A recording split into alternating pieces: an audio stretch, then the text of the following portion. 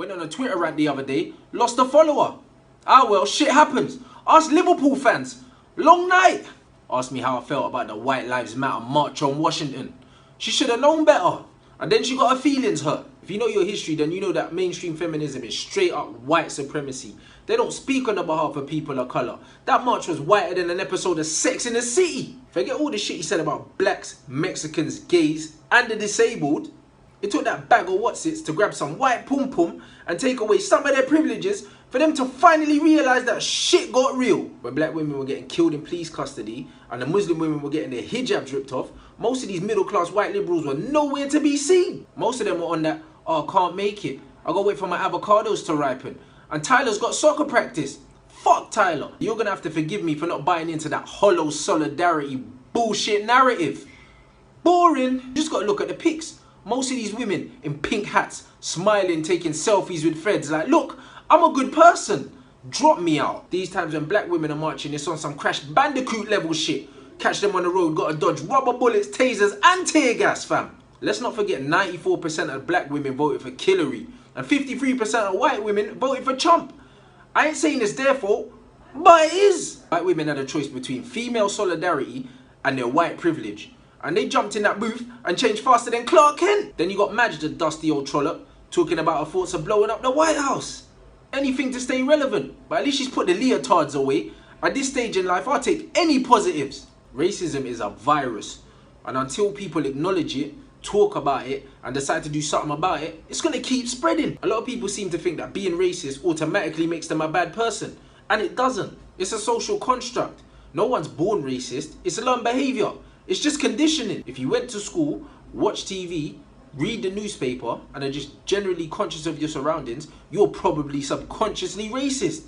That doesn't make you a bad person. If you're white, sitting through history class learning white people invented everything, pioneered everything, and discovered everything, and black people, well, we used to own them, then we gave them freedom, and they're still moaning, ungrateful pricks. If you didn't leave school believing in white supremacy, you must have been asleep. Certain myths just need to be dispelled right now because man's done with the excuses. Yes, you can be racist and have black friends. You can be a fucking serial killer and have friends that are still alive. There's a filtration system. Terms and conditions do apply. I've got racist friends and it's cool. I love them. They love me. We got an understanding. They've been infected since birth. So you got to wean them off it slowly. Can't just have them going cold turkey. It's dangerous. That shit could turn man full Katie Hopkins. Every black person's got that one white mate that gets drunk and starts treading that line. You have to let them know, all other side, you can still get bottled, fam. I can't be racist, I got a black boyfriend. False. Interracial porn got Alice in Wonderland. Tutu's man like Marlon's giving her that full planting. And it's like, that's it, you big black. Oi, pause that. Every black guy's been stopped on the street by a white dude at least once, asking if they know where they can buy weed. Casual racism. Go to most of these white festivals, most of these men got half the periodic table in their bloodstream. Off there not jumping off stages and standing on shoulders, but you're asking me. If a black person is walking or sits next to you and you grab your bag or cross the road, yep. All racism is acting on your prejudice. So if you feel uncomfortable around us and we ain't giving you a reason to, then there you go. You're worried about man stealing your handbag. White people steal whole countries. Banter! White Americans giving everyone prefixes. African American, Native American. But they're just American. White supremacy. Last time I checked, America weren't in Europe. So what do you mean Native American? They're American. You're the immigrant. My bad. White immigrants are called expats. White supremacy. If hearing Arabic on a plane makes you feel uncomfortable, you're racist. It's a language. 9/11 happened once. Inside job or not, now every Muslim that gets on a plane is a threat. Mad thing is, you'll probably get better odds than a random white dude trying to fuck your kids. But when you drop them off to school or football training, you ain't worried. Why not? Most people scare the Muslims, but the mad thing is, the people fucking us over every day are wearing suits. These men are starting wars and killing people.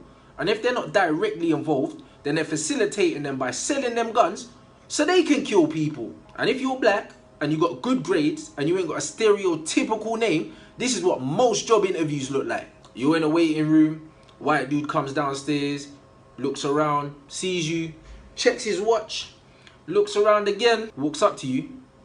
You must be David. Sorry mate, didn't see you there.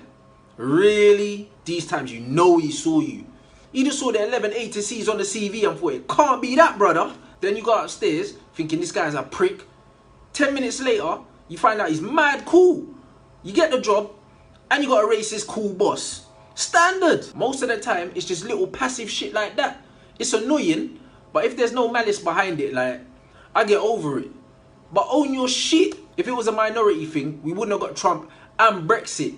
And both of these things use racism as a vehicle to get them across the line. So let's stop pretending, innit? What needs to happen is people need to take responsibility for their shit. Because if you don't acknowledge it, we can't deal with it and we can't move forward. It's jarring. Rants and Bants, make sure you like the vid, share the vid, tag your friend, and make sure you like the Facebook page, add the Snap, add the Twitter, add the Insta, all of that, all of that, all of that.